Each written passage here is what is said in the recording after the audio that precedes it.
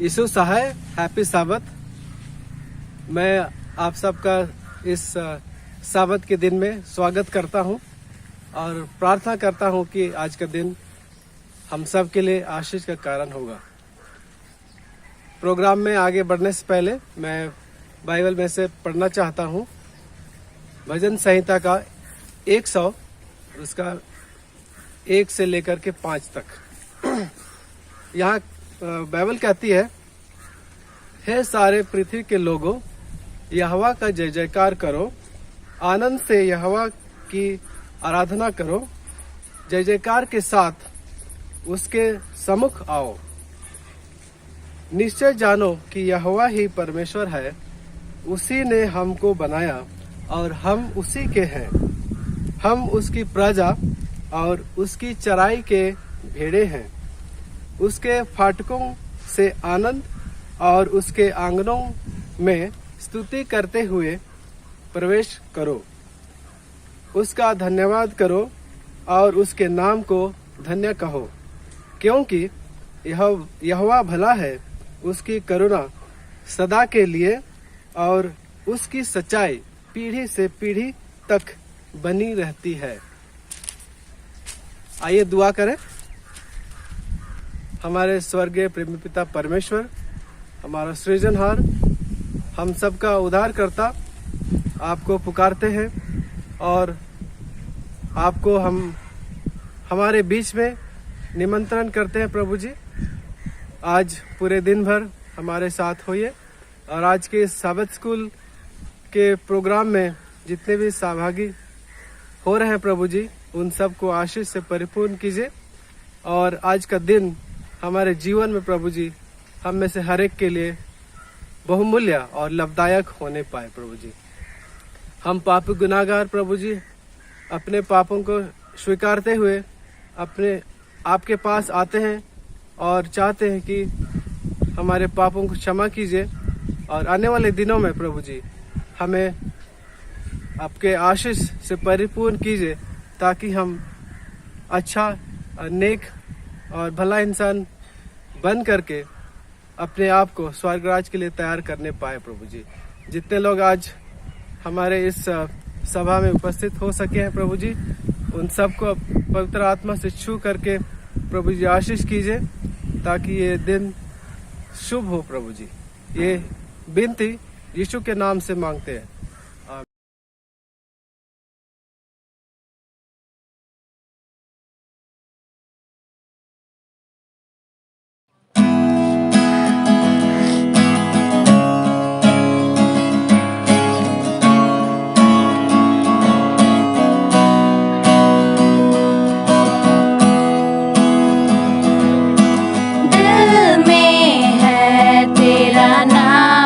प्रभु तेरे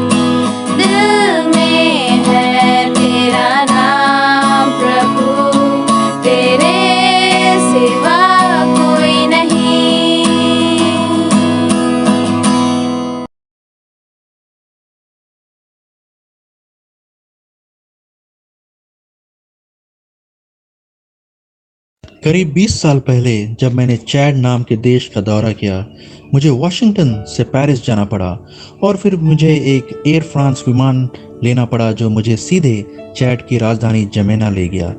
मैंने चैड में बहुत सारे जगहों का भ्रमण किया और मुझे तुरंत समझ में आ गया कि शुद्ध पानी कितनी कीमती है। आधा देश एक रेगिस्तान है और इसलिए पानी सभी जगह बहुत ही बहुमूल्य है। मैं ये कभी नहीं भूलूंगा कि एक व्यक्ति कैसे महीनों अपने बपतिस्मा के लिए रुका, लेकिन पानी कहीं नहीं था। जब मैं चैड पहुंचा, वहां के कलीसिया के लोग मुझे ऐसे स्वागत किए जैसे मैं उन्हीं के परिवार का बिछड़ा हुआ सदस्य था।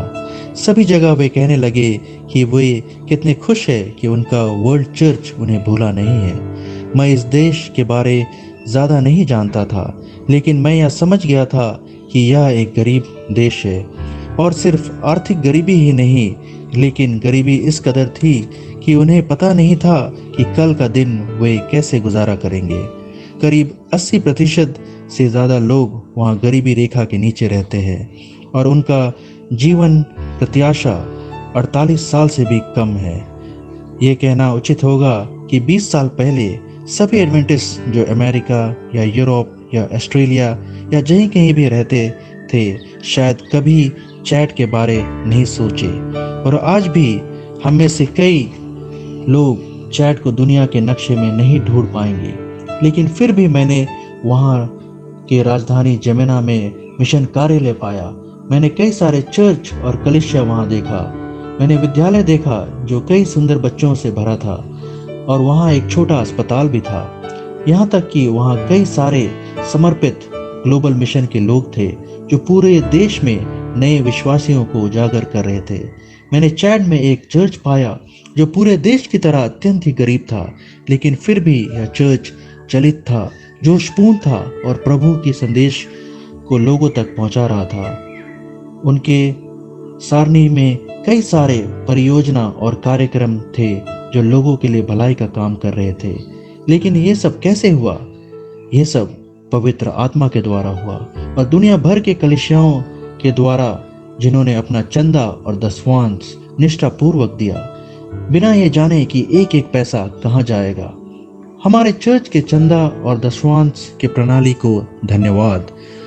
चैड में मिशन कार्य दुनिया भर के कलीसियाओं द्वारा फंड किया गया, जिन्हें चैड में मिशन कार्य के बारे पता भी नहीं। मुझे एक मुहावरा ध्यान में आया कि एक जाम चक्का को ही ग्रीस मिलता है। इसका मतलब ये है कि जो सबसे ज़्यादा आवाज़ उठाता है उसे ही सबसे ज़्यादा फंडिंग मिलती है। और कभी कभी हमारे चर्च में भी बड़े चक्के वाले कलीसिया, जिनके पास सबसे रोमांचक चित्र और भाविक दृश्य और दिल को छू देने वाली कहानियां हैं, उन्हें ही बड़ी दान मिलती है, उन्हें ही ग्रीस मिलती है। और इस तरह की फंडिंग एक तरह से सही भी है, लेकिन उन जगहों का क्या, उन लोगों का क्या जो आवाज़ नहीं उठाते या उठा नहीं सकते? हमें क्या करना चाहिए? उन्हें नज़रअंदाज कर दे? चर्च की जो कार्यशाला है, इसमें निरंतर चंदा और दशवांश मिशन कार्य के लिए दिया जाता है, ये एक नदी की तरह है। हम जब कभी मिशन चंदा देते हैं, हम एक जीवनदानी नदी में जल देते हैं जो ऐसे ऐसे जगहों से होकर बहता है और वहाँ जीवन और आशा लाता है। हम न सिर्फ अपने चर्च को, पर ऐसे ऐसे जगह के चर्चों को बढ़ने में मदद कर रहे हैं जिसे हम सोच भी नहीं सकते। हम उन मिशनरियों को मदद कर रहे हैं जिसे हम शायद कभी भी ना मिले। हम विद्यालय और चर्च में स्वास्थ्य केंद्र बनाने के लिए भी मदद कर रहे हैं जिसे शायद हम कभी भी ना देख पाए। हम कई चर्च बनाने में भी मदद कर रहे हैं जिसे हम कभी उपासना ना कर पाए, पर हम चर्च के मिशन में जीवन ला रहे हैं। मैं नहीं जानता कि इस नदी की हर एक बूंद क्या करती है और कहाँ जाती है, लेकिन मैं इसका परिणाम देख सकता हूँ। भजन संहिता की किताब का 104वां अध्याय कहता है, वो नहरों को भेजता है जो घाटियों के बीच बहते हैं और खेत के हर एक जानवर को पिलाते हैं। जंगल के गधे अपने प्यास बुझाते हैं और तब तक आकाश के पक्षी टहनी पर बैठ के गाना गाते हैं। हमारे पास ये सौभाग्य है कि हम चर्च के सदस्यों को यह दिखा सकते हैं कि उनका चंदा उस जीवनदानी मिशन नदी की तरह है जो सूखे जगहों से गुजरता है। इस नदी के द्वारा प्रचारक दुनिया भर में भेजे जा सकते हैं।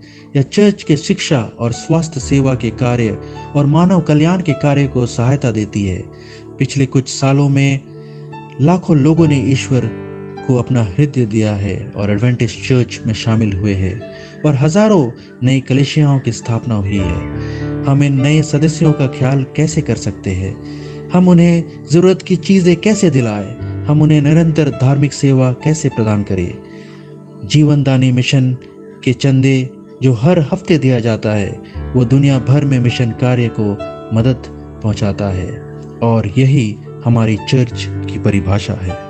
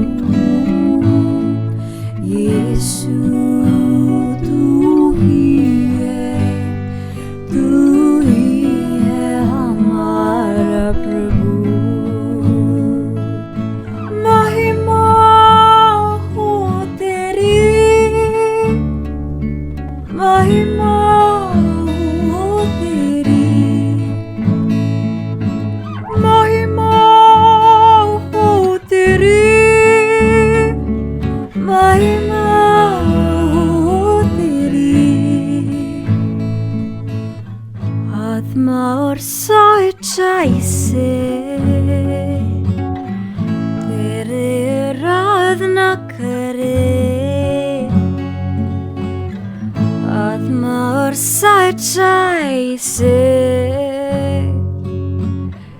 तेरे आराधना करे। ऊंचा और ऊंचा सबसे ऊंचा रहे तेरा नाम। ऊंचा और ऊंचा सबसे ऊंचा रहे तेरा नाम। महिमा हो तेरी, महिमा हो तेरी, महिमा हो तेरी, महिमा हो तेरी।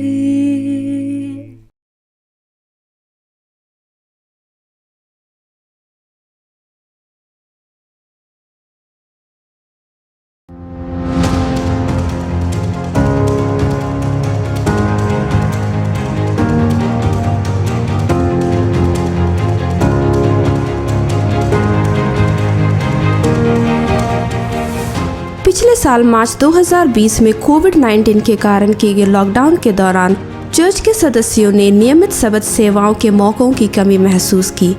तब उत्तरी भारत संघ के प्रार्थना मंत्रालय के संयोजक ने योजना बनाई कि संदेशों को रिकॉर्ड किया जाए और उन्हें YouTube पर अपलोड किया जाए और अप्रैल 2020 से सबत कार्यक्रमों को YouTube पर अपलोड करना शुरू कर दिया गया। हमें जो प्रतिक्रिया मिली वह हमारी उम्मीदों से परे थी। हमारे सदस्य वास्तव में उत्साहित हैं और हर सप्ताह अपलोड किए गए संदेशों और गीतों से धन्य हो जाते हैं। NIU प्रार्थना मंत्रालय ने इसे केवल सबत कार्यक्रमों तक ही सीमित नहीं रखा बल्कि बैठकों को Zoom तथा YouTube पर लाइव प्रसारित भी किया। प्रार्थना सभा, प्रार्थना का समय। प्रत्येक सुबह 6 बजे सबत के दिन प्रार्थना सभा आयोजित की जाती है। इन प्रार्थना सभाओं से सभी आशीषित होते हैं।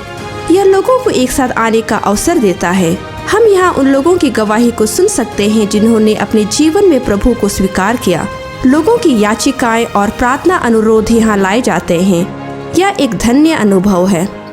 शुरुआत में प्रार्थना सभाएं NIU प्रेयर मंत्रालय द्वारा आयोजित की जाती थी, लेकिन अब हमारे सेक्शंस और रीजन्स अपने स्वयं के प्रार्थना सभाएं भी आयोजित कर रहे हैं।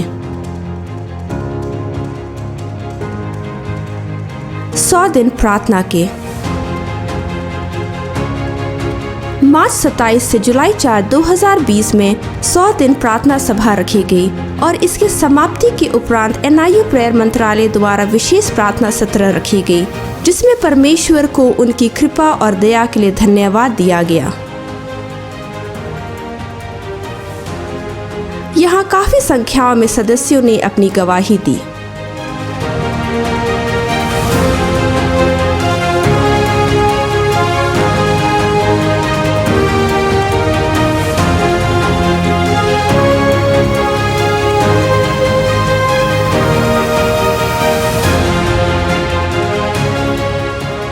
सब स्कूल पाठ अध्ययन।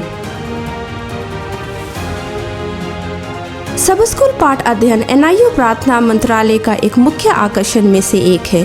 सप्ताह की शुरुआत में सबत पाठ रिकॉर्ड किए जाते हैं और अपलोड किए जाते हैं ताकि सदस्य सप्ताह के दौरान पाठों से रूबरू हो सके।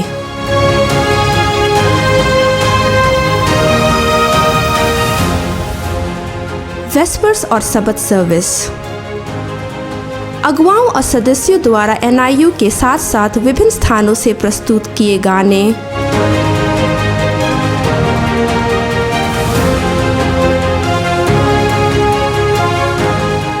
मिशन स्पॉटलाइट,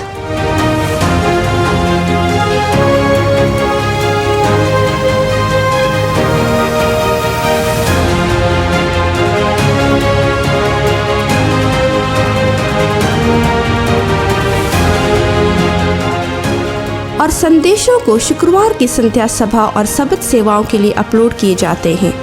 हालांकि हमारे लगभग सभी चर्च लॉकडाउन के बाद खुल गए हैं, हम अब भी दर्शकों की संख्या में बढ़ोतरी के कारण कार्यक्रमों को अपलोड करना जारी रखे हुए हैं और यह यीशु मसीह के प्रेम को देखने का एक खूबसूरत मंच है। जागृति सभाएं। दिसंबर 12 से 23 दिसंबर 2020 जागृति बैठकें आयोजित की गई और 10 आज्ञाओं 10 वचन पर गहन अध्ययन डॉक्टर रोनाल्ड रॉबिन द्वारा किया गया। 10 दिन प्रार्थना के। 10 दिनों की प्रार्थना जूम और यूट्यूब के माध्यम से हमारे हिंदी बोलने वाले दर्शकों के लिए जनवरी 6 से 16, 2020 सुबह 6 बजे डॉक्टर रोनाल्ड रॉबिन द्वारा ली गई। पुण्य स्थान सेवा अध्ययन। पुण्य स्थान सेवा अध्ययन। पुण्य स्थान में परमेश्वर के तरीके 20 से 27 फरवरी 2021 में डॉक्टर रोनाल्ड रॉबिन द्वारा इन दिनों सुबह 6 बजे आयोजित किया गया था। एडवेंटिस्ट जीवन शैली। एडवेंटिस्ट जीवन शैली पर सत्र डॉक्टर ऑस्टिन नेविस, जो स्प्रिंग्स ऑफ लाइफ कोलकाता में संचालक है, के द्वारा हर महीने के पहले और दूसरे मंगलवार को सुबह 6 बजे प्रसारित किया जा रहा है। संगीत और गवाही। त्रिमास की एक शुक्रवार संध्या सभा में संगीत प्रस्तुत किए जाते हैं। इसके जरिए बहुत से युवा परमेश्वर के सम्मान और महिमा के लिए गायन की प्रतिभा को उपयोग में लाने में सक्षम हुए हैं। उत्तरी भारत संघ के विभिन्न हिस्सों से सदस्य अपने जीवन में परमेश्वर की अगुवाई होने की गवाही देते हैं, जो सुनने वालों की विश्वास को मजबूत करते हैं।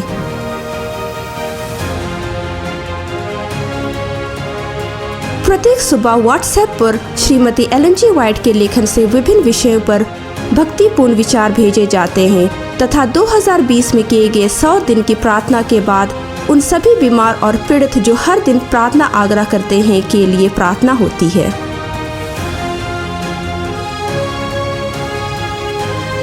जागृति सभाएं।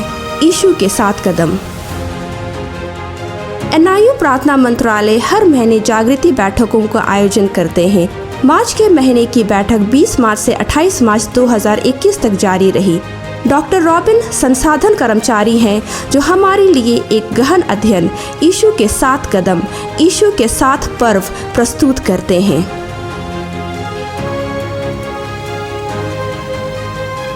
यह कितना उत्साहजनक है कि 2200 लोगों ने अब तक NIU प्रार्थना मंत्रालय की सदस्यता ली है और हमारे द्वारा अपलोड किए गए प्रत्येक कार्यक्रमों के लिए दर्शकों की संख्या 700 से अधिक है।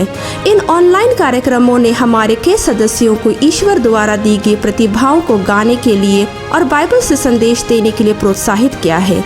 यह हमारी प्रार्थना है कि जिन कार्यक्रमों को जूम के माध्यम से व्यवस्थित और प्रस्तुत किया जा रहा है और NIU प्रार्थना मंत्रालय द्वारा YouTube पर अपलोड किया जा रहा है, वे हमारे सदस्यों के साथ साथ उन गैर विश्वासियों को भी आशीषित करते रहेंगे जो उन्हें देखते हैं।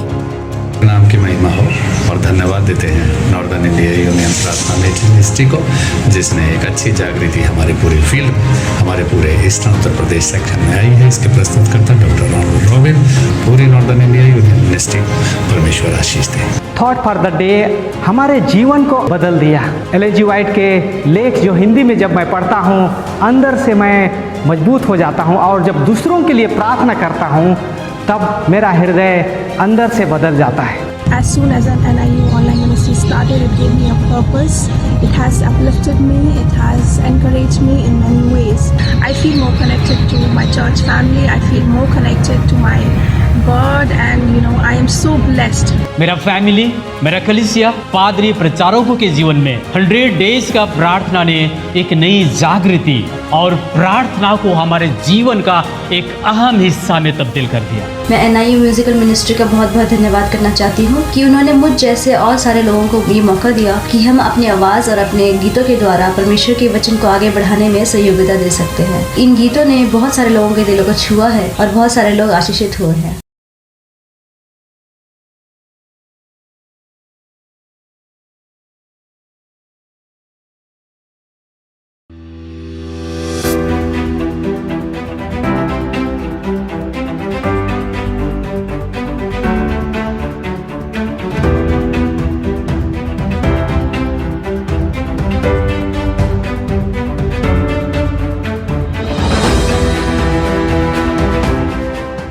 डिनॉथ एक बहादुर व्यक्ति थे जो 5वीं और 6वीं शताब्दी में रहते थे और इंग्लैंड और वेल्स में ईसाई धर्म के निर्देशक थे। शुरुआती समय 538 में 1260 वर्ष की भविष्यवाणी के आसपास और चर्च का नेतृत्व किया अगस्टिन के साथ अपने महत्वपूर्ण मुठभेड़ के दौरान, जो ब्रिटेन में पोप चर्च के संस्थापक थे। वो कोलंबा के समकालीन थे और उन्होंने अपना प्रशिक्षण प्राप्त किया था वेल्स में बेंगोरोडी में एक प्रशिक्षण संस्थान स्थापित किया गया था। यह इस देश की स्थापना में महत्वपूर्ण होगा, सत्य के लिए एक शक्तिशाली बल के रूप में, और सदियों से रोम के अग्रिमों का विरोध किया।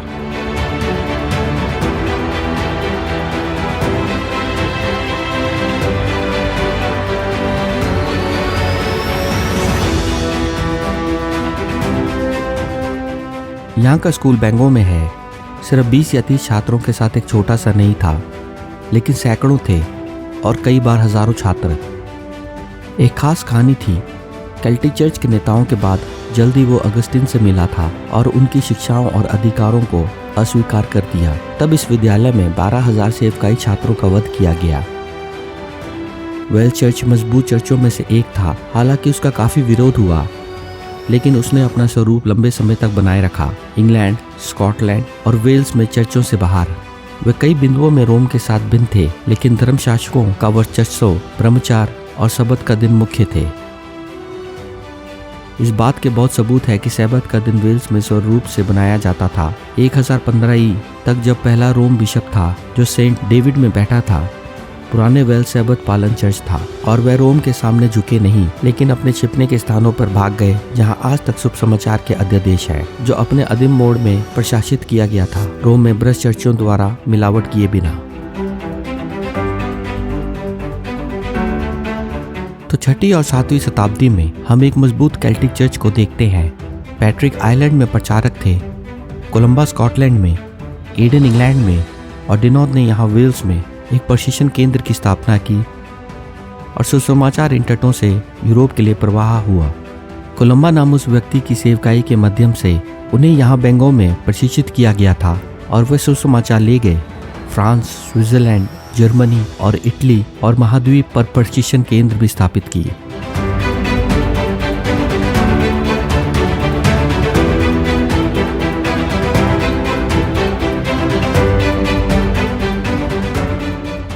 पहले स्कूल की स्थापना फ्रांस में हुई, जहां 13 अन्य लोगों के साथ जो उनके साथ आए। इन केल्टिक मिशनरियों ने अपना जीवन जिया, शास्त्रों को पढ़कर और अन्य लोगों को सिखाकर। अब युवाओं को यात्रा नहीं करनी पड़ती आयरलैंड, स्कॉटलैंड तथा वेल्स में प्रशिक्षण प्राप्त करने के लिए, लेकिन यहीं यूरोप में वह उत्तम मानव की शिक्षा प्राप्त कर सकेंगे। जल्द ही ये स्कूल छोटा हो गया और उन्होंने पास में एक और पौधा लगाया और फिर पास में एक और सभी एक दूसरे से 20 मील के भीतर में। बाद में अपने जीवन में स्विट्जरलैंड और जर्मनी में स्कूल की स्थापना करेंगे, यहाँ तक कि जब वह अपने जीवन के अंत के करीब था, 70 साल की उम्र में वह धीमा नहीं हुआ। अब इटली में बसने के बाद उन्हें खुशी मिली और समानता केल्टिक चर्च के विश्वास के बीच जो वेल्डेंसिस में देखा गया था। जैसा कि उन्होंने वहाँ के विश्वासियों के साथ एक मजबूत बंधन पाया, आरामदायक सेवा नियुक्ति का आनंद लेने से इनकार करते हुए उन्होंने राजा से एक नए केंद्र लगाने की जगह मांगी और बॉबियो का इलाका और एक बर्बाद चर्च के साथ उन्हें दिया गया था और उन्होंने वहां पर एक स्कूल और पुस्तकालय की स्थापना की। उनकी मृत्यु बॉबियो इटली के स्कूल की स्थापना के बाद वर्ष 615 में 72 वर्ष की आयु में हुई। उन्होंने यहाँ वेल्स में शुभ समाचार सिखाते हुए एक वफादार जीवन जिया और फिर अपना जीवन विदेशी भूमि में शुभ समाचार के प्रचार के लिए समर्पित कर दिया। पूरे यूरोप के मिशन संस्थानों की स्थापना कर कोलंबानुस के जीवन से एक बात जो हमारे सामने है कि वह अंत तक परमेश्वर के लिए काम करता रहा। उन्होंने एक आसान सेवा नियुक्ति का आनंद नहीं लिया, पर वह आगे बढ़ता रहा। कोई फर्क नहीं पड़ता कि हम कौन हैं, चाहे हम चर्च के लिए काम करें या चर्च के लिए काम नहीं करें, चाहे हम कार्यरत हों, चाहे हम बेरोजगार हों, चाहे हम बूढ़े हों या हम जवान हों, हम जहाँ भी हैं परमेश्वर के प्रति वफादार रहें। परमेश्वर ने हमें प्रतिभाएं दी हैं, उनका उपयोग करें अंत तक सभी तरह से।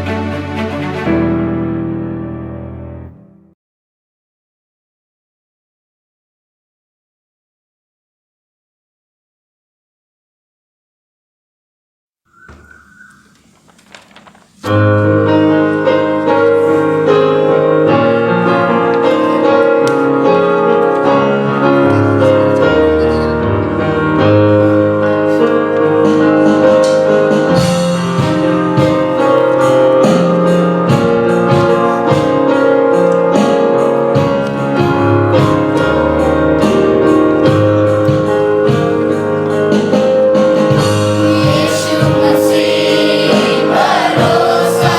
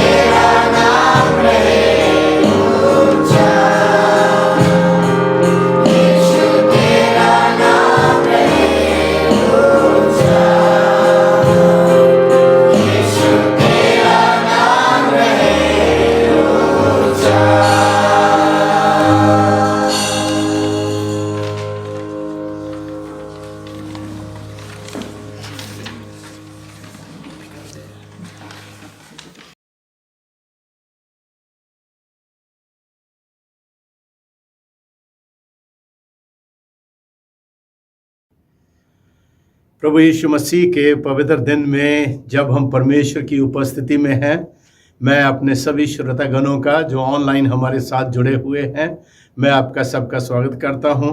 खुदावंद यीशु मसीह ने ये सुंदर अवसर, सुंदर समय हमको दिया है कि हम अपने दिलों को प्रभु यीशु मसीह की ओर लगाएं। आइए हम परमेश्वर के वचन से एक पदस्थल पढ़ेंगे जो इब्रानियों की पत्री उसका 12वां अध्याय उसके 2 वचन है। यहाँ लिखता है, और विश्वास के कर्ता और सिद्ध करने वाले यीशु की ओर ताकते रहें, जिसने उस आनंद के लिए जो उसके आगे धरा था लज्जा की कुछ चिंता न करके क्रूस का दुख सहा और परमेश्वर के सिंहासन की दाहिनी ओर जा बैठा। आइए हम छोटी सी प्रार्थना करें। हमारे दयालु प्रभु, अनुग्रहकारी ईश्वर, तू करुणा और दया का सागर है, क्षमा की खान है। प्रभु, तूने हमें यह अवसर दिया कि हम तेरे साथ बातचीत कर सकें और तेरे वचन से खुदावंद हम बेहतर शिक्षा को प्राप्त कर सकें। इसमें तू हमारी अगुवाई कर, यीशु के नाम से मांगते हैं, आमीन। प्रिय भाई बहन, प्रिय श्रोतागण, आज का समय दौर जिसमें से हम गुजर रहे हैं, हर एक इंसान अपने आप में एक डर समाये हुए हैं। हर एक इंसान घबरा रहा है, हर एक इंसान परेशान हो रहा है। उसको ये नहीं पता चल रहा कि अगले पल क्या होने वाला है। आज एक भाई के साथ छत्तीसगढ़ से मेरे फोन के ऊपर मेरी बातचीत हो रही थी। वो मुझे कह रहा था, पास्टर साहब, अब तो हमें कोरोना से उतना डर नहीं है जितना हमें इस बात का डर लग रहा है कि पता नहीं मौत कब हमारे ऊपर आ जाए एक बीमारी के रूप में। मैंने जब उस भाई के शब्दों को सुना, मेरा हृदय जो है वो द्रवित हो गया, ये जानकर कि आज का संसार और आज का मनुष्य किस दौर में से गुजर रहा है और कितना पैनिक हो चुका है आज की जो है वो कोरोना वायरस और इस महामारी को लेकर, और जिसमें सैकड़ों हजारों लोग डेली जो है वो काम आ रहे हैं। मेरे प्रिय भाई बहन, इंसान को ये नहीं समझ में आ रहा कि अगले पल क्या होने वाला है और वो क्या करे उसके लिए। कोशिशें हर इंसान की जो है वो हो रही हैं, सरकारें कोशिश कर रही हैं, हर इंसान जो है वो अपने तरीके से कोशिश कर रहा है अपने आप को बचाने की। पर ये जिंदगी जो मैंने और आपने और जो हम जी रहे हैं इस पृथ्वी के ऊपर, प्रिय भाई बहन, ये अनिश्चित है। इसकी जो है वो निश्चयता नहीं पाई जाती है। कोई इंसान ये कह नहीं सकता कि मैं आज यहाँ हूँ तो कल सुबह मेरे साथ क्या हो सकता है या एक पल में क्या हो सकता है। हमारे जयपुर से कुछ भाई बहन जो है वो कोरोना से जब वो अफेक्ट हो चुके हैं। मेरे प्रिय भाई बहन, ऐसी परिस्थितियों में खुदावंद का कलाम हमको जो है वो एक सलाह देता है, we need to look to Jesus. हमें खुदावंद यीशु मसीह को ऐसे समय में देखना है। हमें ऐसे समय में अपनी नजरें प्रभु यीशु मसीह के ऊपर लगा के रखना है। प्रभु यीशु मसीह को देखते रहें, क्योंकि उसने अपने कलाम में, अपने वचन में कहा है, उसने वो तमाम दुख, वो तमाम मुसीबतें, वो सब कष्ट उसने उठाए हैं ताकि मुझे और आपको जिंदगी और जिंदगी की खुशी दे सके। लेकिन उसको पाने के लिए मेरे प्रिय भाई बहन, हमें प्रभु यीशु मसीह को देखने की जरूरत है। उस प्रभु उद्धारकर्ता को देखने की जरूरत था जिसका बहुमूल्य लहू मेरे और आपके लिए क्रूस के ऊपर बहाया गया, जिसने जो है ईश्वर होते हुए भी एक पल में यदि वो हजारों हजार लाखों लाख स्वर्गदूतों को वो बुला लेता तो वो स्वर्गदूत उसकी सेवा में हाजिर हो जाते। लेकिन उसने अपने मुंह को बंद रखा और तमाम दुख उसने सहा एक मनुष्य होने के नाते, ताकि मनुष्य को जीवन का मार्ग दे सके। आज यदि दुनिया में कोई हमारे लिए होप है, कोई आशा है आज संसार में यदि कोई, तो वो सिर्फ और सिर्फ प्रभु यीशु मसीह है। ताकि और पौलुस लिखता है इब्रानियों की पत्री में कि आइए हम प्रभु यीशु मसीह को देखते रहें। Let us look always unto Jesus for help। और जिंदगी की भरपूरी और खुशी के लिए और हर बात के लिए हम खुदावंद यीशु मसीह के ऊपर अपनी नजरें लगाए रखें। हमें खुदावंद यीशु मसीह के ऊपर अपनी नजरें लगाए रखने की जरूरत है, उसको ये समझते हुए कि वो हमारा उद्धार करता है, हमारा तारणहार है। इस संसार के भव सागर से हमको निकाल कर वो अनंत जीवन देने के लिए वो तैयार है। और यदि हम उसको अपना सेवियर समझते हुए उसको देखेंगे प्रिय भाई बहन, उद्धार आपका होगा, जीवन आपका होगा, खुशी आपकी होगी। और वो ना सिर्फ इस संसार के संकटों से, बल्कि वो उस महान हमेशा की मृत्यु के संकट से बचाकर हमको अपना जीवन जो वो देगा। We need to look Jesus as a saviour, एक उद्धारकर्ता के रूप में। संसार में, दुनिया में हजारों लाखों करोड़ों महापुरुष हुए हैं, ज्ञानी हुए हैं, पंडित हुए हैं। उन्होंने ज्ञान के मार्ग को हमें बताया है, उन्होंने रास्तों को हमारे सामने रखा है कि हम किन रास्तों पर चलकर हम अनंत जीवन पा सकते हैं, खुशी पा सकते हैं, शांति पा सकते हैं। लेकिन उद्धारकर्ता और जिंदगी का मार्ग बनकर सिर्फ प्रभु यीशु मसीह मेरे और आपके लिए आए हैं। ऐसे समय में जब चारों तरफ पल पल जो है इंसान को चारों तरफ मौत का साया दिखाई देता है, ऐसे में हमें खुदावंद यीशु मसीह के ऊपर अपनी आंखें लगाए रखने की जरूरत है।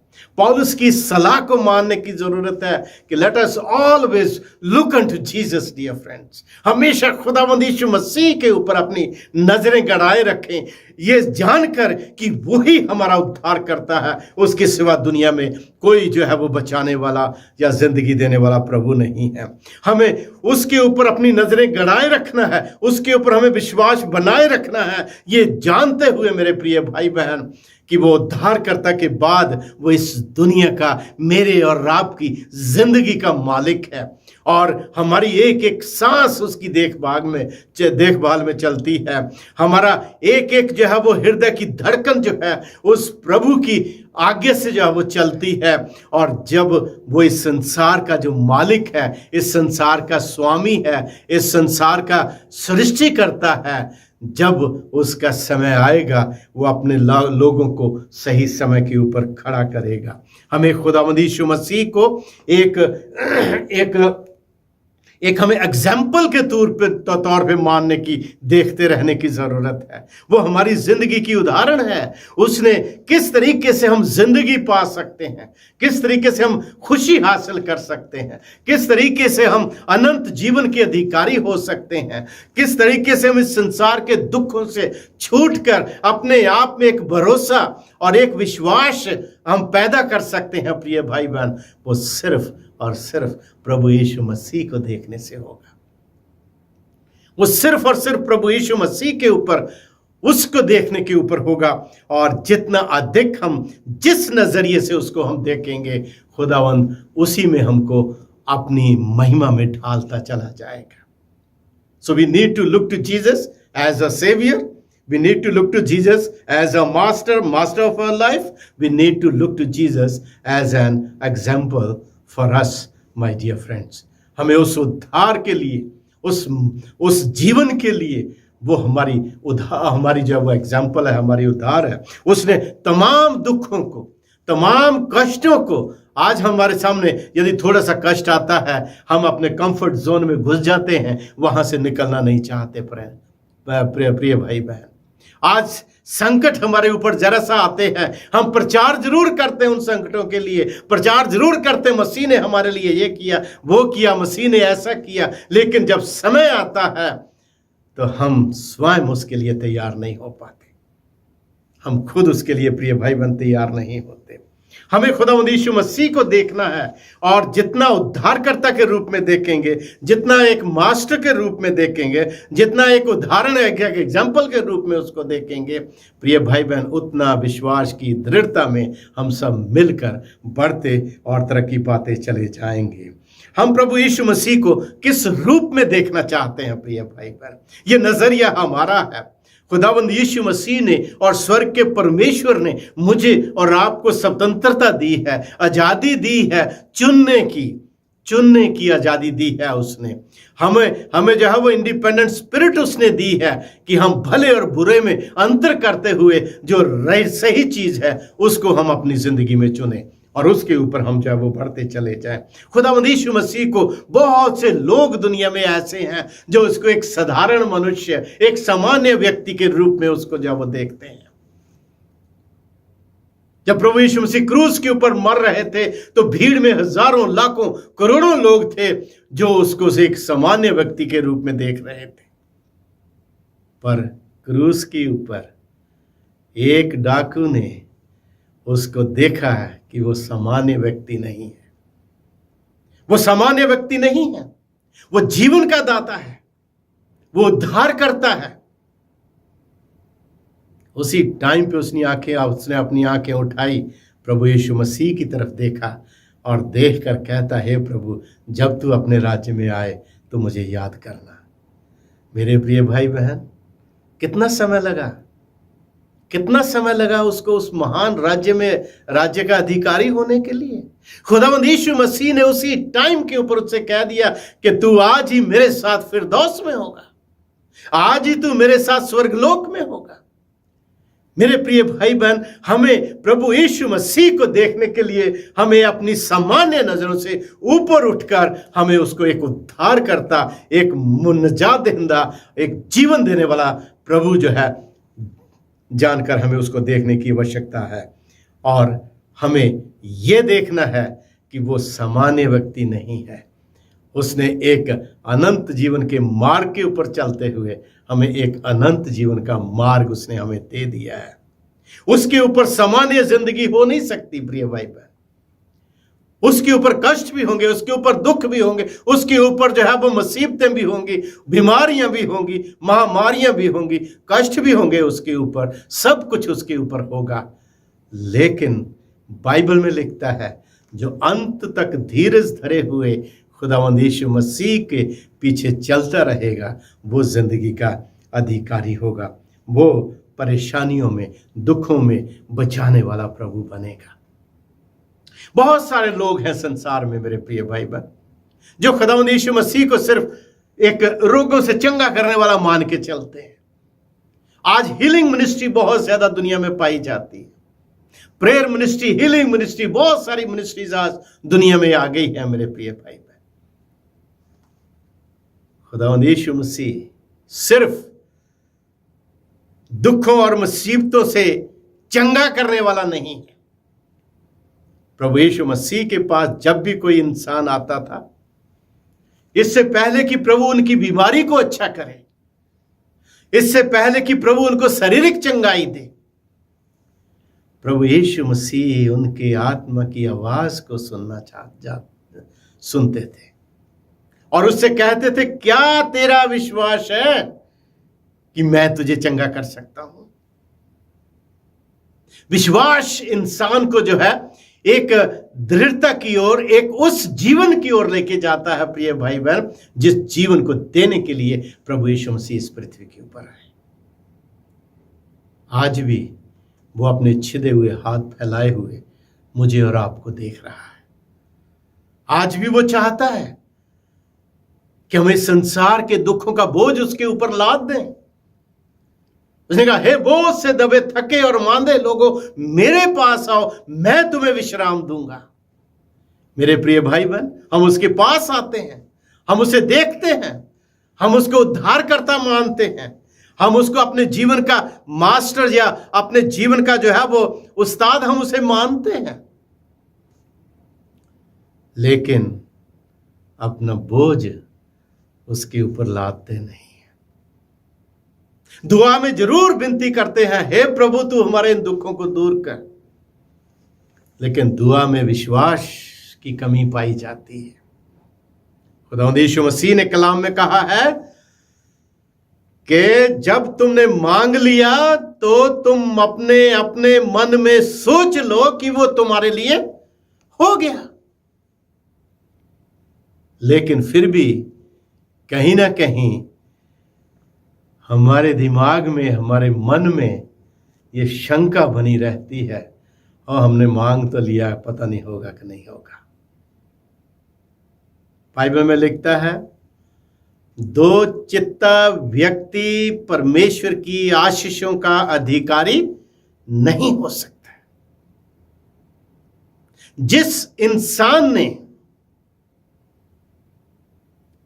या यूं कहना चाहिए कि कोई भी इंसान दो नाव में पांव रख के भव सागर से पार लग नहीं सकता। आज खुदावन, आज मेरे प्रिय भाई बहन, ये संसार हमारे सामने खुला है। ये दुनिया हमारे सामने हम देख रहे हैं किन परिस्थितियों से गुजर रही है। पल पल में जो है वो परिवार, पल पल में अपने अजीजों के लिए हम जो है वो परेशान रहते हैं, दुखी रहते हैं। प्रतिदिन हम उनके लिए दुआएं करते हैं, पर फिर भी कहीं ना कहीं हमारे अंदर ये विश्वास की दृढ़ता नहीं बन पाती प्रिय भाई बहन कि वो हमारा उद्धार करता है, हमें जीवन देने वाला प्रभु है। जगह जगह हमारी मीटिंग्स होती हैं, सभाएं होती हैं, बहुत लोग इकट्ठा होते हैं। हमारे बहुत सारे चर्चेस हैं, ग्रुप्स हैं जो बड़ी बड़ी सभाएं करते हैं, हीलिंग मिनिस्ट्रीज करते हैं।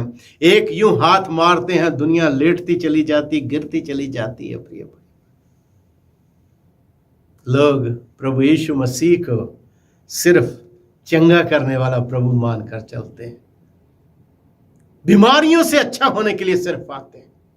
और मैंने अपने जीवन में मैंने देखा है कि बहुत सारे लोग, बहुत लोग मेरी मिनिस्ट्री में प्रभु के पास आए दुखों को लेकर, और जब परमेश्वर ने उनको दुखों से छुटकारा दे दिया, थोड़ी देर वो प्रभु के साथ चले और उसके बाद वापस लौट गए। विश्वास की दृढ़ता उनकी जिंदगी में थी नहीं, सिर्फ शारीरिक चंगाई की बात थी। और उसी शारीरिक चंगाई को पाने के बाद वो वापस लौट गए और अपनी जिंदगी जीने लगे, और दुखों में, मुसीबतों में, परेशानियों में पड़कर हमेशा के लिए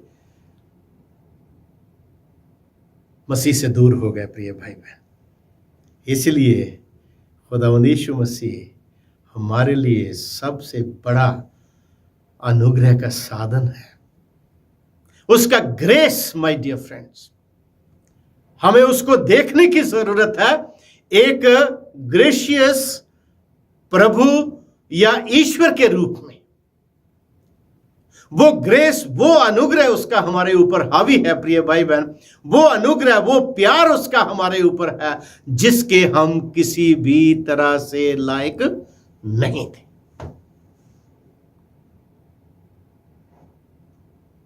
We were not deserved, my dear friends. हम उसके लायक ही नहीं थे कि वो जिंदगी हम पाएं, क्योंकि हमने अपनी जिंदगी में पाप किए, गुनाह किए, अपराध किए, और बाइबल में लिखता है पाप की मजदूरी मृत्यु है। मेरे प्रिय भाई बहन, बहुत सारे पाप तो आज हमारी जिंदगी में हमारा एक लाइफस्टाइल बन चुके हैं। हमारी सोच में भी नहीं आते कि जो हम कर रहे हैं वो गलत कर रहे हैं। और जब ये बातें हमारे सामने आती हैं और जब इनके ऊपर हम विचार करते हैं, तब हमें पता चलता है कि मसीह ने मेरे और आपके लिए क्या किया है। खुदावंद यीशु मसीह ने मेरे और आपके लिए क्या किया। प्रिय भाई बहन, आइए इस दुनिया से, इस संसार के दुखों से अपने आप को अलग करें। जितना अधिक हम जिस वस्तु के विषय में सोचते हैं, उतना अधिक वो वस्तु हमारे दिमाग के ऊपर अपना जो है वो कंट्रोल करती, अपना जो है वो अधिकार करती चली जाती है।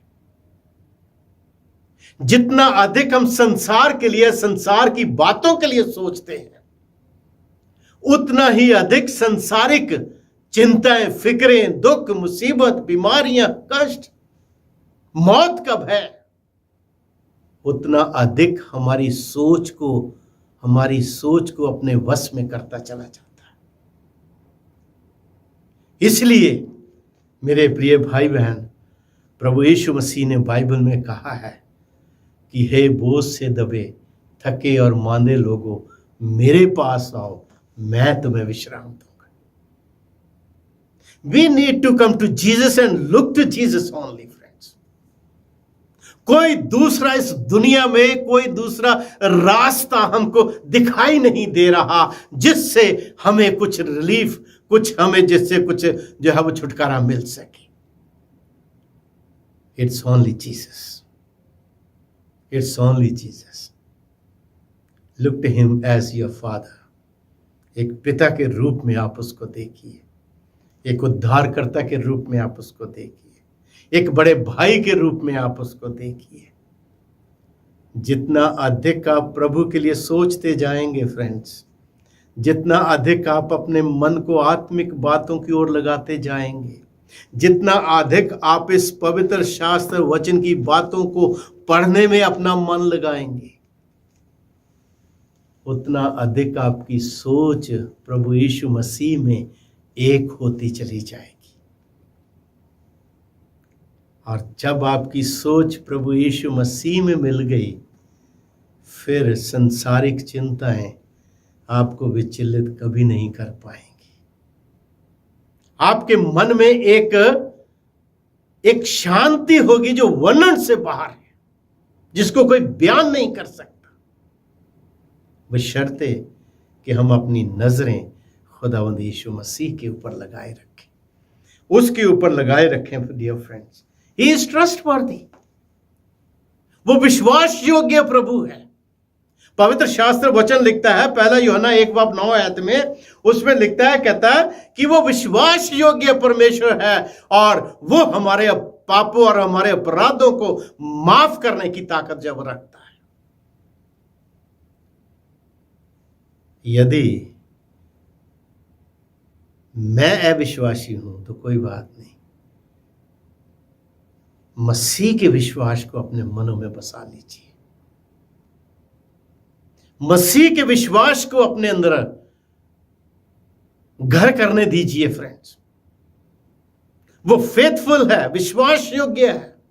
जब भी आप किसी भी परिस्थिति में, हालात में, जब भी आप मसीह के पास आएंगे, वो कभी आपको निराश होने नहीं देगा।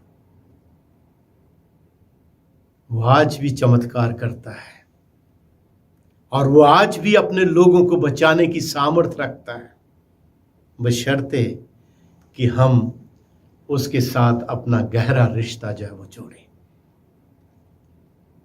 मेरे प्रिय भाई बहन, आज हम बहुत सारी चिंताओं में लगे रहते हैं।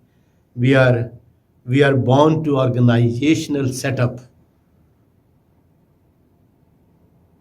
और ये वो चर्च है खुदा का जिसको परमेश्वर ने स्वयं चुना और उसको अधिकार और पावर दी ताकि वो इस सुसमाचार को जगत के अंत तक लेके जा सके। हम सच्चाई को जानते हैं लेकिन मसीह के पास आना नहीं चाहते। जो सामर्थ की बात है, जहां से हमें ताकत मिलती है, हम वो काम करना नहीं चाहते। Have faith in Jesus friends. खुदावंद यीशु मसीह में विश्वास रखें, वो भरोसेमंद है। उसको एक भरोसेमंद, एक विश्वास योग्य ईश्वर के रूप में उसको देखें, एक ऐसे ईश्वर के रूप में देखें जिसने अपने पिता की आज्ञा को मानते हुए क्रूस की मृत्यु तक उसने सह ली। क्रूस की मृत्यु तक उसने उठा ली। डियर फ्रेंड्स, अपने पिता की आज्ञा को मानते हुए हम आज प्रभु की आज्ञा के ऊपर कितने केयरफुल, कितने सावधान रहते हैं। आज हमारे पास बहुत टाइम होता है एक दूसरे को क्रिटिसाइज करने का, वो कैसा है, ये कैसा है, ये क्या कर रहा है, वो क्या कर रहा है। कभी अपनी जिंदगी को मसीह के सामने लाएं, कभी अपने ऊपर ध्यान दें। मेरे प्रिय भाई बहन, खुदावंद यीशु मसीह आपको बुला रहा है। आइए हम खुदावंद यीशु मसीह को देखें एक मोहब्बत करने वाले ईश्वर के रूप में, एक प्यार करने वाले प्रभु के रूप में। उसने लिखता है वचन में कि उसने संसार से ऐसा प्रेम किया कि अपना इकलौता पुत्र दे दिया, ताकि जो कोई उसके ऊपर विश्वास करे वो नाश ना हो परंतु अनंत जीवन पाए। और आगे लिखता है कि मनुष्य का पुत्र इस संसार में मनुष्यों को दोषी ठहराने के लिए नहीं परंतु जीवन देने के लिए आया है। और वचन में लिखता है, खुदावंद यीशु मसीह बड़े दुख के साथ कहते हैं कहते हैं कि परंतु आप लोग वो जीवन पाना नहीं चाहते। आप लोग वो जीवन पाना नहीं चाहते। मेरे प्रिय भाई बहन, मोहब्बत, प्यार के अंदर ये ताकत है कि वो आपकी जिंदगी को बदल सकती है, आपकी सोच को बदल सकती है, आपके लाइफस्टाइल को बदल सकती है। पर वो वही मोहब्बत है जो प्रभु यीशु मसीह की मोहब्बत आप दिल में लेकर चलते हैं। और जब प्रभु यीशु मसीह की मोहब्बत को आप अपनी जिंदगी में, अपने दिलों में, अपने हृदय में लेकर चलेंगे, मैं आपको बताना चाहता हूं मेरे प्रिय भाई बहन, कोरोना आपको डरा नहीं सकेगा। दुनिया की महामारियां आपको दुखी नहीं कर सकेंगी। बीमारियां आपको कष्ट नहीं पहुंचा सकेंगी। दुखों और परेशानियों के कारण मृत्यु में मौत में जाना जो है आपको विचलित नहीं कर सकेगा, क्योंकि आपके पास एक आश्वासन होगा, एक विश्वास होगा, एक भरोसा होगा कि आपकी जिंदगी जो है खुदावंद यीशु मसीह के हाथों में सुरक्षित है। कुलुस्सियों की पत्री उसके 3 अध्याय में लिखता है, सो जब तुम मसीह में जिलाए गए हो तो नए जीवन की सी चाल चलो। नए जीवन, we are called to live a new life in Lord Jesus Christ friends. मसीह यीशु में जीने के लिए हम बुलाए गए हैं। और इस संसार में चारों तरफ जब नजर मारते हैं आपको अंधकार ही अंधकार दिखाई देगा, पाप ही पाप, बुराई ही बुराई, नफरत ही नफरत, आपको भ्रष्टाचार ही भ्रष्टाचार, दुखों में पड़ी हुई दुनिया आपको दिखाई देगी। मैं नहीं सोचता कभी खुदा ने इस संसार को जब बनाया था तो उसने ये कल्पना, ऐसी दुनिया की भी कल्पना की होगी friends. But we are blessed people. आप मुबारक हैं, आपके हाथों में वो पवित्र शास्त्र है, वो कलाम है प्रभु का आपके हाथों में, जो जिंदगी का रास्ता बताता है और आपको प्रभु यीशु मसीह के पास ले चलता है। इसलिए आइए पौलुस की तरह, जैसे पौलुस ने इब्रानियों 12 बाब उसकी जो है 2 आयत में कहा है कि हम हर दुख, हर संकट, हर मुसीबत में हम खुदावंद यीशु मसीह को ताकते रहें जो हमारा उद्धार करता है, और उसकी जिंदगी मेरी और आपकी होगी। और ना सिर्फ हम इस दुनिया में, बल्कि जब वो आसमानी बादलों के ऊपर आएगा तो हम वहां पर भी खुदावंद यीशु मसीह के साथ अनंत जीवन की खुशी प्राप्त करते हुए उसके साथ अब्दुल्लाबाद हमेशा की जिंदगी प्राप्त करके उसके साथ पवित्र घरों में रह सकेंगे जिनका उसने हमसे वादा किया है। Dear friends, remember the promise. उस वादे को याद रखें, उस प्रतिज्ञा को याद रखें जो प्रभु यीशु मसीह ने कही, मैं जाता हूं तुम्हारे लिए जगह तैयार करने के लिए। Is going to come very soon. पवित्र शास्त्र की भविष्यवाणियां पूरी हो रही है। हम बहुत जल्द प्रभु यीशु मसीह को बादलों के ऊपर आते हुए देखना चाहते हैं और देखेंगे। इसलिए आइए उसके लिए हम अपनी तैयारी करें और खुदावंद यीशु मसीह को जो हमारा उद्धार है उसको ताकते रहें।